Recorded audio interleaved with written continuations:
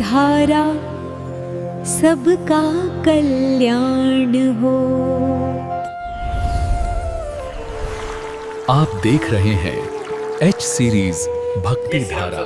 आज आपको मैं गरुड़ पुराण के अंतर्गत असान्य मृत्यु, व्यक्ति के निमित्त किए जाने वाले प्रायश्चित, 10 दान आदि विविध कर्म, मृत्यु के बाद किए जाने वाले कर्म, 6 पिंडदान, दाह संस्कार से पूर्व किए जाने वाले कर्म, दाह संस्कार के बाद अस्थि संचयनादि कर्म तथा गृह प्रवेश के समय कर्म, दूर मृत्यु की गति, नारायण बाली का विधान, उतल दाह विधि तथा पंचक मृत्यु के कर्ते की कथा सुना रहा हूँ। तो सुनिए। श्री कृष्ण ने कहा, है गरुड़, जाने में अनजाने में मनुष्य जो भी पाप करता है, उन पापों की शुद्धि के लिए उन्हें प्रायश्चित करना चाहिए। जो विधान वह पहले पवित्र करने वाले भस्म आदि 10 स्नान करे तथा पापों के प्रायश्चित से के रूप में शास्त्रोक्त कक्षादि व्रत तथा तत्पर दिनिधि भूत गोदान आदि क्रियाएं करे।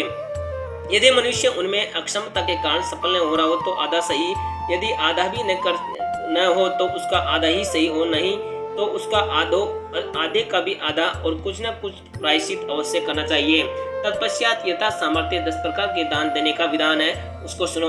गोदान, भूमि दान, तिल दान, हिरण्य दान, घृत दान, वस्त्र दान, धान्य दान, गुड़, रजत और लवण, ये 10 दान है। गो, भूमि, तिल, हिरण्य, जवा, सो धान्य, गुड़ तथा रजतम लवणम चेवम दानानि 10 वे विधियम। यम दवाना पहुंचने के लिए जो मार्ग बताए गए हैं वे अत्यंत दुर्गंधदायक, मवादिदि तथा रक्त आदि से परिव्याप्त है।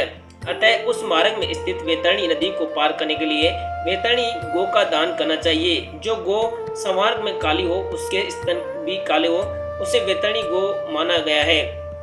तिल, लोहा, स्वर्ण, कपास, लवण, सप्तधान्य, भूमि तथा गो, ये पाप से शुद्धि के लिए पवित्रता में एक से बढ़कर एक है। इन 8 दानों को महादान कहा जाता है। इनका दान उत्तम प्रकृति वाले ब्राह्मण को ही देना चाहिए।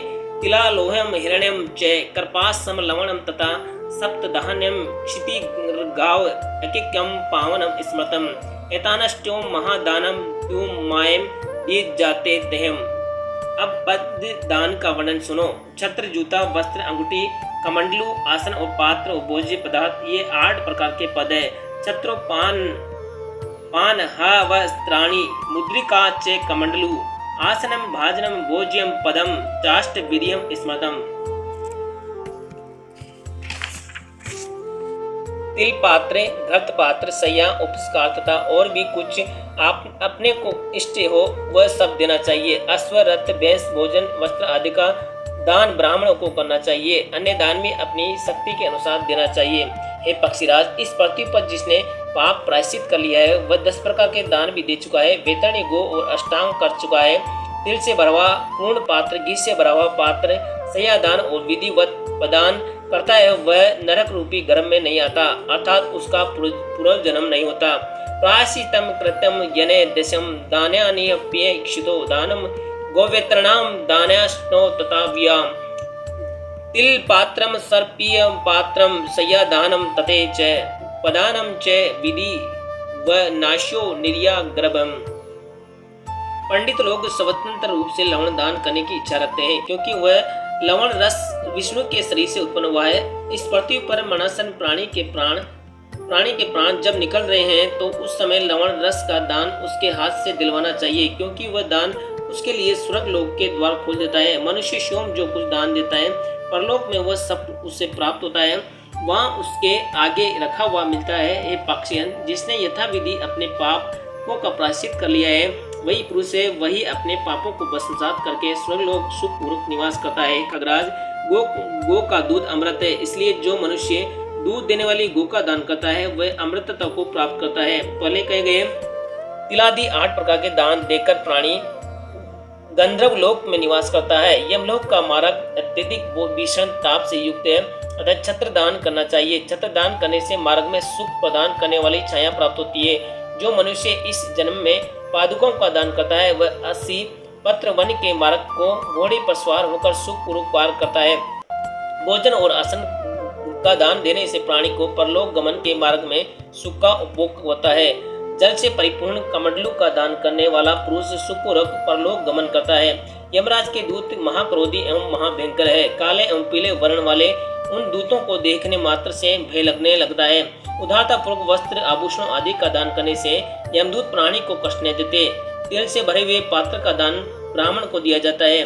वह मनुष्य मन, वाणी और शरीर के द्वारा किए गए विधिवत प्राप्तियों का विनाश कर देता है। मनुष्य घृत पात्र का दान करने से रुद्र लोक प्राप्त करता है। ब्राह्मणों को सभी साधनों से युक्त सैया का दान करने से मनुष्य सर्वलोक में नाना प्रकार की अप्सराओं से युक्त विमान में चढ़कर 60,000 वर्ष तक अमरावती क्रीड़ा करके इंद्रलोक के बाद गिरकर पुनः इस पृथ्वीलोक में आकर राजा का पद प्राप्त करता है। जो मनुष्य कांटे आदि उपकरणों से सजे धजे दोष रहित जवान घोड़े का दान ब्राह्मण को देता है, उसको स्वर्ग की प्राप्ति होती है। खगेश, दान में दिए गए इस घोड़े के शरीर में जितने रोम होते हैं उतने वर्ष काल तक स्वर्ग को लोगों का भोग दान दाता को प्राप्त होता है। प्राणी ब्राह्मण को सभी उपकरणों से युक्त 4 घोड़ों वाले रथ का दान दे तो उसके करके राष्ट्रीय यज्ञ का फल प्राप्त करता है। यदि कोई मनुष्य व्यक्ति सुपात्र ब्राह्मण को दुग्धवदी नवीन मेघ के समान वर्ण वाली सुंदर जगन प्रदेश युक्त एवं मनमोहक दिल से समन्वित वेश का दान करता है तो वह परलोक में जाकर अभिदेह को प्राप्त करता है। इसमें कोई संदेह नहीं है। जय श्री राम। श्रोताओं, आगे की कहानी में आपको कल सुनाऊंगा। तब तक के जय श्री राम और देखते रहिए, सुनते रहिए। हमारे चैनल को फॉलो और सब्सक्राइब जरूर करें और कमेंट में जय श्री राम लिखें और इस वीडियो को अपने मित्रों परिवार को अधिक से अधिक शेयर करें। जय श्री राम। एच सीरीज भक्ति धारा को सब्सक्राइब करें।